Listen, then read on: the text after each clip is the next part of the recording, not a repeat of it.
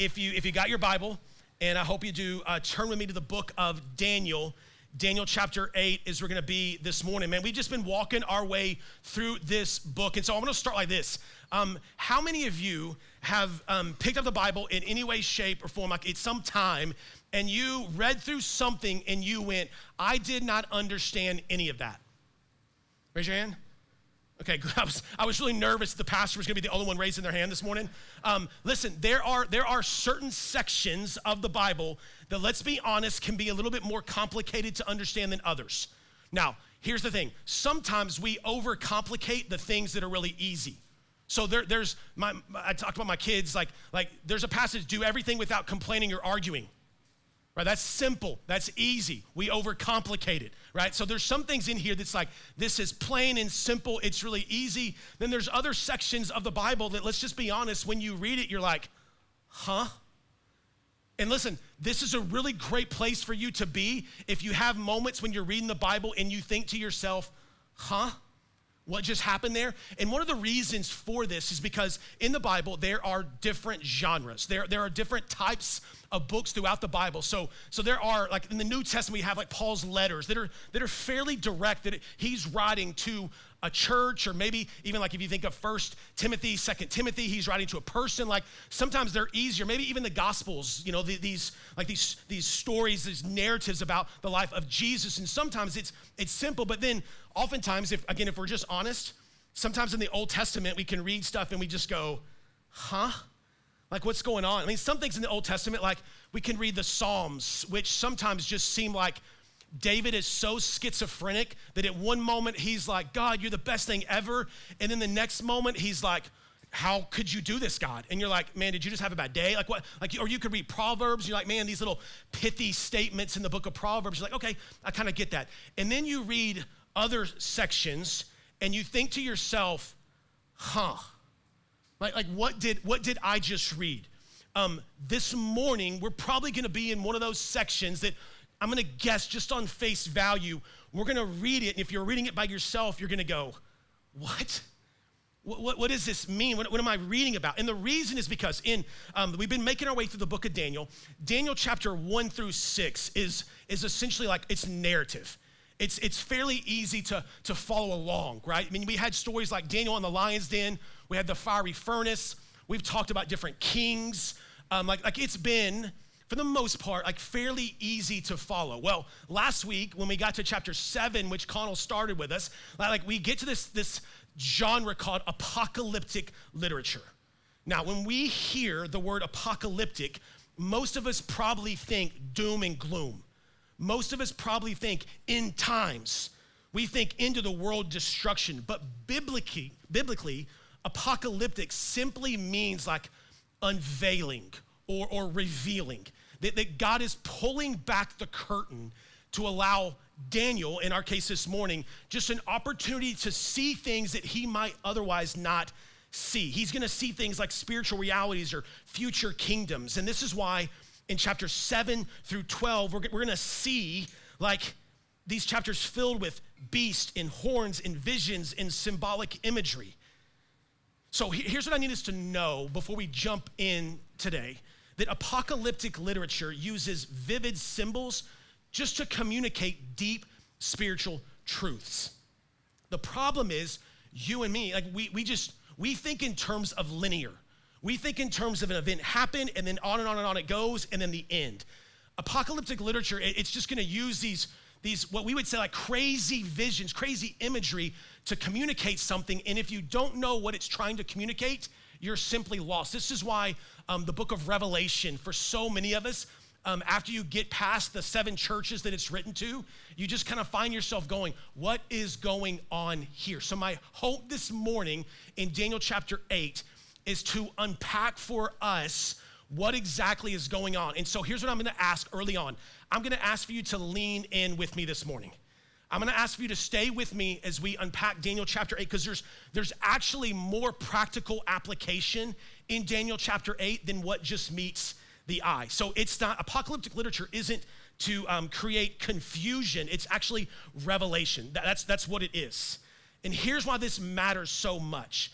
Because Daniel's audience, they are living in the midst of exile, meaning they're living in a place that's not their own. They're living in a place where their religion is not supreme. They're living in a place that's just unfamiliar, which we've talked about a lot. Daniel 8 is gonna allow them to see a bigger picture of what God is doing, because so often, the way that you and I see things, we are finite creatures and we're trying to understand an infinite God. What apocalyptic literature is gonna allow us to see is God pulling back the curtain to say, let me give you a bigger perspective. That's what, it's not meant to create panic, it's meant to create perspective. So last week in Daniel chapter 7, we zoomed all the way out. Daniel had this sweeping vision of history. 4 beasts represented kingdoms rising out of the chaos and power, but then everything shifted when the Son of Man stepped into the scene and received a kingdom that would never end. In Daniel 7, it kind of gave us this big picture, this 30,000 foot view, if you will, of human history and how God is ultimately the victor. But now in Daniel chapter 8, we're gonna zoom all the way back in. So instead of 4 terrifying beasts, we're gonna look at a ram and a goat. A ram and a goat. And instead of this broad overview, we're gonna get much more specific. It's like God takes the telescope of Daniel chapter 7 and he has a microscope to Daniel chapter 8. And here's why this matters. Again, stay with me. It matters because God isn't just in control of the big story, he's in control of the details. He's in control of every single detail. Daniel chapter 7 tells us who wins. Daniel chapter 8 shows us what it might feel like to be in the middle of the fight. And can we just be honest? Most of us live not at the end of the story, most of us live in the middle. And so we're constantly asking ourselves the question, how do I do this in light of everything else that's going on? So Daniel 8 is God's way of saying to his people, I haven't lost control, I haven't missed the details, and even when evil feels strong, it's on a leash. All right, now, let me confess something to you again, before we jump in too much. Let me confess something to you. For so long of my life, and I don't know, man, I don't know if this will change the way you think of me, I'm not sure, but for so long, maybe into my late teens, I thought something like this. I thought you had the Bible history, the things that we read about in the Bible, maybe mainly like the people of God, especially when it comes to the Old Testament. I kind of thought, man, you have the people of God history here, and then over here you have world history. And the two don't often overlap. Like I just kind of didn't understand that when the Bible actually talks about different nations, it's actually talking about world history. And you can read about these other nations in other history books. For so long, I just kind of thought like the two, you had the Bible that was about God's people, and you had the things over here, and then you had all the other history books that were about everything else. And I didn't understand for so long how actually what is in the Bible, the nations and the story, is very much in line with everything else that is happening in history. Now, I tell you that for 2 different reasons. One, maybe you can relate. Maybe I just bursted your bubble and you're like, hang on, what? Like the Bible actually shows and talks about some things that are happening in other nations, yes, absolutely. And the second reason I tell you this is because Daniel, in these visions, specifically in Daniel chapter 8, talks a lot about what is to come in world history. So Daniel 8 is actually one of the clearest prophetic chapters in the entire Bible, because God doesn't just give the vision, he also explains it. And so what we're gonna see today is God showing his people that kingdoms will rise and fall, but he is in control. With all of that said, are you guys ready to jump in? Daniel chapter 8, verse 1, when you're there, say go. In the 3rd year of King Belshazzar. So we're back, Babylon. Belshazzar is the last king of Babylon. So we're in the 3rd year of the reign of King Belshazzar. A vision appeared to me, Daniel, after the one that appeared to me earlier. He's referencing chapter 7. I saw the vision, and as I watched, I was in the fortress city of Susa in the province of Elam. Now, Daniel says, as he's having this vision, I'm in the city of Susa in the province of Elam. Now, that may not mean much to you at first, but here's what's fascinating about that statement. At the time that Daniel is having his vision, Susa isn't the center of power, Babylon is. But a couple hundred years later, Susa will absolutely become the capital of the Persian Empire. So before we even get to the ram, before we even get to the goat, God is already telling us something powerful. He places Daniel in a future location before showing him future events. Because God is reminding Daniel and us, I'm already in the places you haven't even arrived at yet. Now, theological statement right here. The God that you and I serve is outside of time. Like not constrained by time the way that you and I are. Again, we think in linear. I was born, man, I went to elementary school, I went to middle school, I went to high school, maybe I went to college, maybe whatever it is. Like we just think in this linear line. That's how we see everything. In fact, one of the reasons that we struggle to understand apocalyptic literature so much is because you and I, it's hard for our brains to not think in like linear time. And what God has just told Daniel and what he's told us is those places in the future of your life, I'm already there. I've already seen it. So think about what that means for your life. You're worried about next year. You're worried about what's to come. God's already there. You're anxious about a decision that you have to make. God is already there. You're walking in the midst of your life right now in uncertainty. God is already there. He's not walking behind you trying to catch up. He's already there. It's a fascinating statement that God makes to Daniel in the first few verses. Now, here's how we're going to play this morning. Verses 3 through 14 are going to be the description of the vision. It's going to tell us all about the vision. And then verses 15 through 26 is going to be the interpretation of the vision. And so I'm not going to read every single verse for us this morning, especially verses 15 through 26, but I do want us to know I'm going to read the description, and then I'm also simultaneously going to talk about the interpretation that you find via verse 15 through 26. Sound good? You'll see how it goes as we play along. All right, verse 3. This is the vision. I looked up, and there was a ram standing beside the canal. He had 2 horns. The 2 horns were long, but one was longer than the other, and the longer one came up last. I saw the ram charging to the west, to the north, to the south. No animal could stand against him, and there was no rescue from his power. He did whatever he wanted and became great. Everyone with me so far?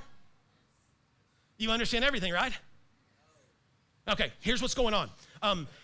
Later on in verse 15, we learn about that Daniel is going to receive the information. He's going to receive the interpretation from the angel Gabriel. Gabriel is the same angel that we find in the New Testament that reveals himself to Mary. In fact, there are only 2 places in the Old Testament where an angel is mentioned by name. They both happen in the book of Daniel. We'll meet the next angel in chapter 9, Michael. But it's the only time so far in the entire Bible that an angel has been mentioned by name. So Gabriel shows up, and this is what Gabriel says to Daniel. The ram you saw represents the kings of the Medes and the Persians. So just so we're not speculating here, this is explicitly stating the Medo-Persian Empire. Now, why a ram? The ram you saw, it represents the kings, right? In the ancient world, animals often symbolize kingdoms, and the ram fits well with Persia. Rams were associated with strength, with dominance. The Persian kings even used ram imagery in their iconography. But then the details, it talks about the horns, 2 horns. The ram has 2 horns representing the Medes and the Persians. This was a unified empire, but not an equal one, right? Daniel notes one horn was higher than the other, and the higher one came up at last. This is historically accurate. If you read your history books, you will learn that the Medes were originally the stronger nation, but over time, the Persians rose up and became the dominant one. So even the shape of the horns, God is showing the eternal dynamics of the empire. And this ram, it charges from the west, the north, and the south. And Daniel says no beast could stand before him. He did as he pleased and became great. This is exactly what the Persian Empire did. They conquered to the west, Asia Minor. They conquered to the north, up to the Caspian Sea. They conquered to the south, taking over Egypt. Persia was unstoppable for a time. Unstoppable. Verse 5. As I was observing, a male goat appeared, coming from the west across the surface of the entire earth without touching the ground. The goat had a conspicuous horn between its eyes. He came toward the two-horned ram I had seen standing beside the canal and rushed at it with savage fury. I saw him approaching the ram, and it infuriated with him. He struck the ram, breaking his two horns, and the ram was not strong enough to stand against him. The goat threw him to the ground and trampled him, and there was no one to rescue the ram from its power. Again, Gabriel explains to Daniel, the goat is the king of Greece, and the great horn between the eyes is the first king of Greece. Anyone know who the first king of Greece was? Yeah. Alexander the Great. You got heard of him? Alexander the Great. Why a goat? It might feel random, but again, it's not. The goat was a known symbol connected to Greek mythology. In fact, the Macedonian tradition ties the origins to the goat imagery. So again, this would have made complete sense for the original audience reading this. And then Gabriel tells Daniel about the speed of the goat. It came without even touching the ground. In other words, this kingdom moved incredibly fast. And that is exactly how Alexander the Great conquered. He started his campaign against Persia in 334 BC, and by 331 BC, Persia had collapsed. Within 10 years of Alexander the Great starting his rampage, every bit of the known world was conquered. No empire in the history of the world had conquered as quickly as Alexander the Great did. Daniel says the goat runs at the ram with fury, strikes it, breaks its horns, throws it to the ground, tramples it. Like he's telling us all about how the Greeks dominated the Persians. Verse 8, then the male goat acted even more arrogantly.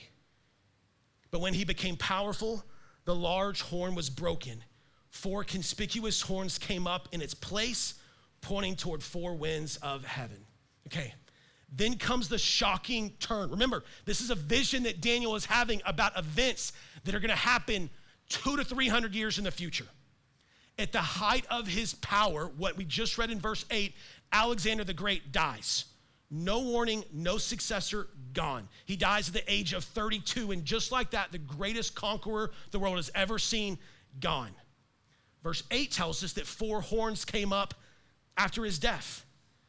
If you know anything about your history, after Alexander the Great dies, he has 4 generals that come up and kind of take their part of the empire. This is exactly what world history tells us, and we're learning about it in the book of Daniel. This is specific, this is detailed, this is history that you can verify. What's the point? Here's the point. Here's what God is trying to tell Daniel in the midst of this crazy vision that he's seeing right now. That God is sovereign over all nations. Remember, Daniel is in the middle of exile. He's kind of going, God, what in the world is going on here? And God is reminding Daniel, listen, I'm sovereign over all.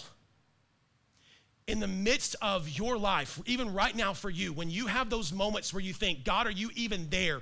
Daniel chapter 8 is a reminder to you, to all of us, that God is sovereign, even when it seems like evil is winning. Even when it seems like nothing is going your way. God is telling Daniel, listen, human power is always temporary. There's not a single nation that has ever existed that has just continued to have power over and over and over and over and over again. Which, listen, I don't want to get political, but just a reminder for us, we think right now that our nation is like unstoppable. Daniel chapter 8 is just a reminder to us that in the blink of an eye, it can all collapse. What feels sudden to you and to me is planned by God. See, what Daniel saw as symbols, we now see as history. And what this tells us is that God wasn't guessing, God was governing. Now, up to this point in the vision, Daniel has watched kingdoms rise, kingdoms fall, they collide, but in verse 9 through 14, the visions become much more personal and much more spiritual. So far, it's just kind of been this nation, Persia's gonna do this, the Greeks are gonna do this, and these next few verses, what we're gonna learn is this is what happens when political power becomes openly hostile to God. Look at verse 9.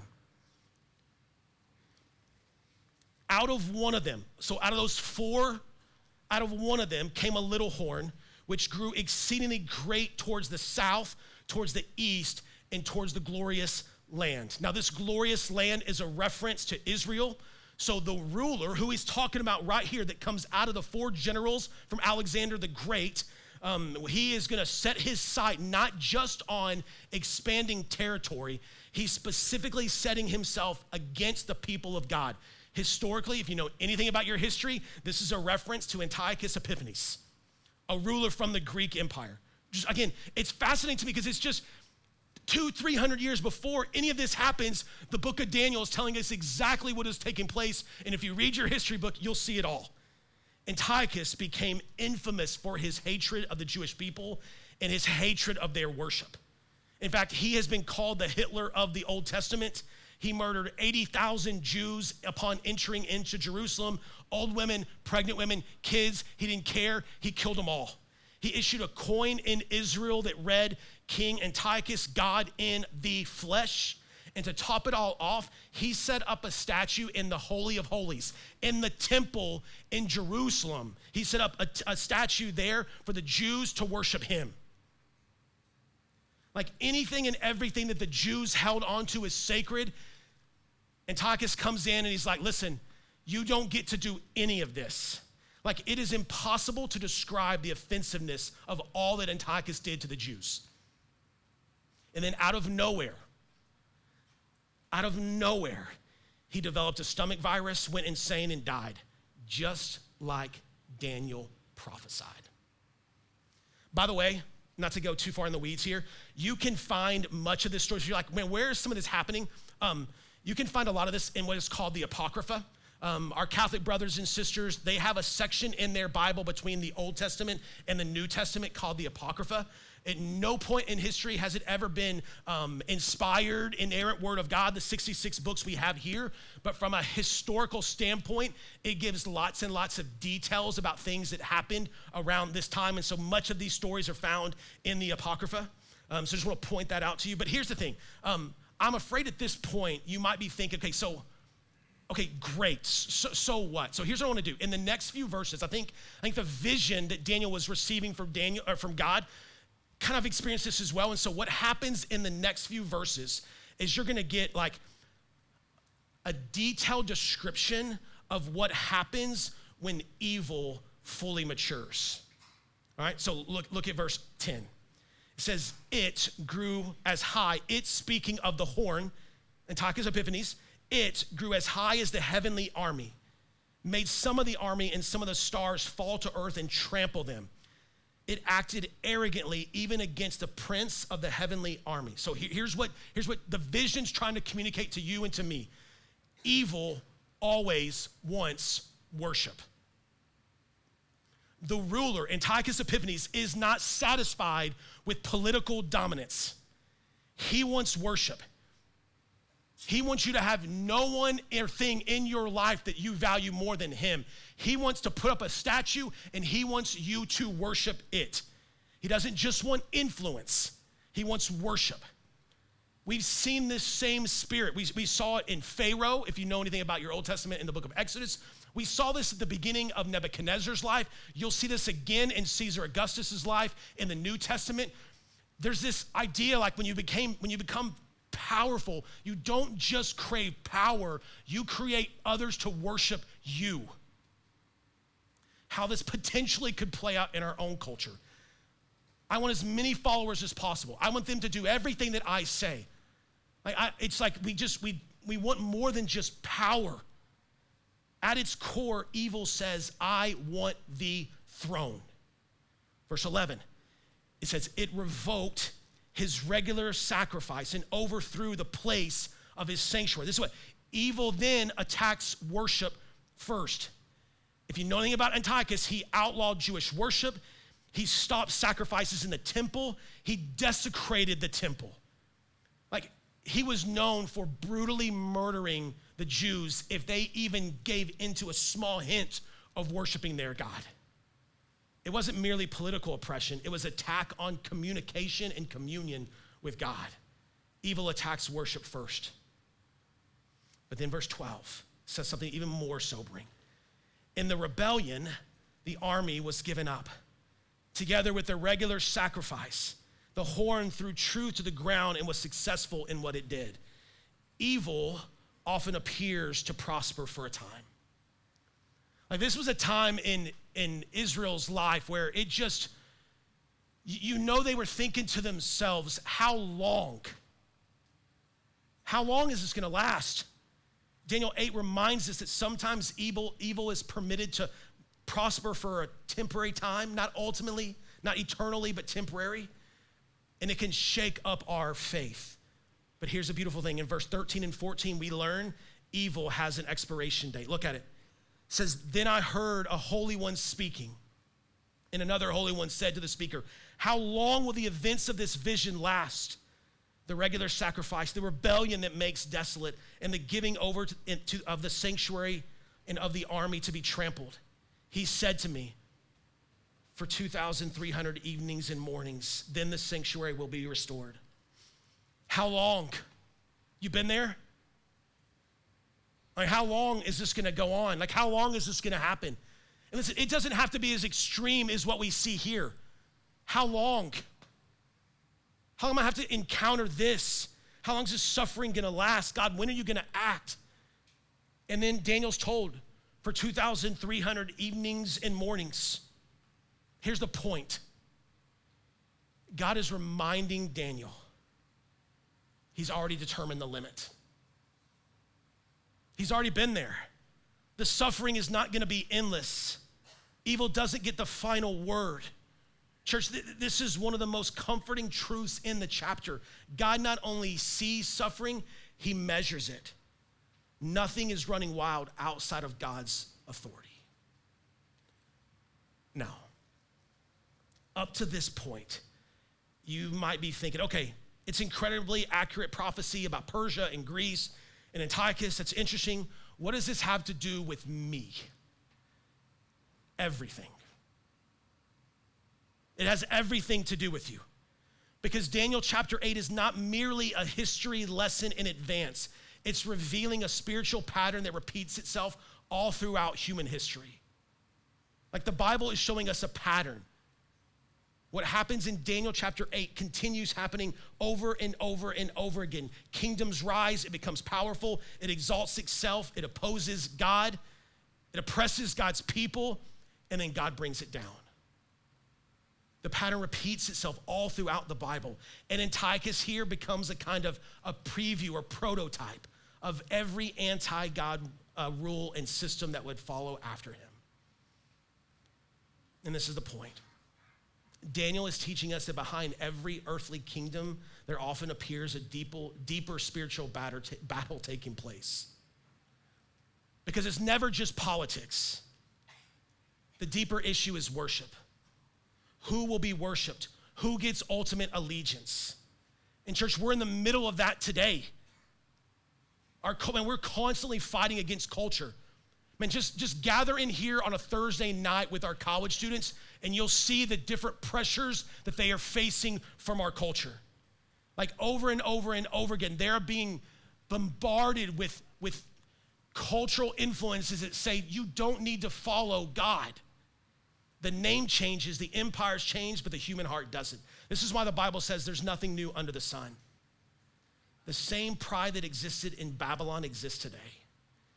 You see, Daniel 8, here's what it's doing. It is explaining why following Jesus feels sometimes so difficult, right? Like, have you ever been following Jesus and often it feels like you're swimming upstream? And it feels like you just can't figure things out. It just feels like nothing will go your way. It feels like you just can't get a foothold. It's because you live in a world that's not your home. You live in a world where this kingdom is constantly fighting against you. See, this is why prophecy matters. It's important because some people think prophecy is mainly about predicting the future, but biblically, prophecy is more about preparing people to remain faithful. God gives Daniel the vision, not so believers could be obsessed with timelines, but so that we would be steady when pressure comes. And here's the beautiful part. Daniel 8 creates longing. It creates longing for a better kingdom, a perfect kingdom, not another earthly ruler, not another empire, We need a king who cannot be corrupted, who cannot die, and that king is Jesus. See, Jesus is the opposite of every earthly kingdom. Earthly kingdoms take, Jesus gives. Earthly rulers exalt themselves, Jesus humbles himself. Earthly kingdoms survive through violence, Jesus conquers through sacrifice. Earthly kingdoms demand people die for them, Jesus died for his people. See, Daniel 7 ends with one of the most comforting pictures of all, the Ancient of Days seated on the throne. While the other kingdoms rage, the Ancient of Days is calm and sovereign. See, Daniel 8 comes in light of Daniel chapter 7. Praise God for Daniel chapter 7, because in the midst of Daniel chapter 8, we can go, Jesus still wins. The Ancient of Days is still on his throne. But here's the reality. If we're honest, most of us in the room this morning aren't worried about the Medo-Persian Empire. You're not losing sleep over Alexander the Great. Most of us don't walk around thinking about Antiochus Epiphanes. What keeps us up at night are uncertainties of our own lives. Will my kids follow Jesus? Will this diagnosis get worse? We live in a culture that's moving away from God. Will I have enough? And Daniel 8 speaks directly to those questions. Because the message of Daniel 8 is not that God explains everything. The message of Daniel 8 is that God is sovereign over everything he doesn't explain. And that truth is absolutely comforting. See, Daniel wasn't given all the answers. In fact, at the very end of Daniel chapter 8, we learn that he was overwhelmed and exhausted. You think? I mean, think about the vision that he just got about what is to come, to remind his people that God is still in control, that God is still sovereign, that although suffering has not ended yet, it's going to end. Maybe not even in Daniel's timeline, but it's going to end. And ultimately, church, our hope is not that we understand every prophecy perfectly. Our hope is not that we can predict every future event. Our hope is Jesus. That's our hope. Because Daniel saw kingdoms rise and kingdoms fall. You've probably even seen kingdoms rise and kingdoms fall. Daniel chapter 8 reminds us that God is sovereign over all, that God is in control over all, that in the midst of your everyday life where it seems like things are just chaotic, Daniel chapter 8 is just a reminder to you that God has got it, that he's gone before you, that he's there. That's the God that we serve. Daniel chapter 8 reminds us that Jesus is still reigning. In fact, in the Great Commission, man, he even tells us, surely you'll know that I am with you even till the end of the age. Daniel chapter 8 gives us a comforting thought. Sure, it's a little complicated, it's a little chaotic, it's a little difficult to understand until you just do a little bit of research on it, and then all of a sudden you go, my goodness, Daniel chapter 8, it gives me great comfort. That God isn't just like, man, he's just up there and that he put things into motion and he said, go play. Like God is involved in the intimate details of your life and mine. That every little thing that you're going through, man, God is with you in it. The problem is that you and I, we constantly want to do what Alexander the Great, we want to do what Antiochus Epiphanes, we want to do things on our own. We want it to be all about us. Daniel chapter 8 just reminds us, no, it's all about God. In fact, Daniel chapter 8 is so accurate to the historical events that take place that most liberal scholars go, it would be impossible for Daniel to actually be the one writing this. It's that accurate. The prophecy, the vision that God gave Daniel is that accurate. Man, God is in control. Even when it doesn't seem like he is. And so I think my question for you this morning is this. Are you living as if God is in control? Are you trying to take matters into your own hands? Like, we would never say it like this, but ultimately, do you want to be the one being worshiped? It may not look like you think it would look like, but are you the one that goes, I want this for me? Daniel chapter 8 reminds us how big and beautiful and powerful and sovereign our God is. Let's pray.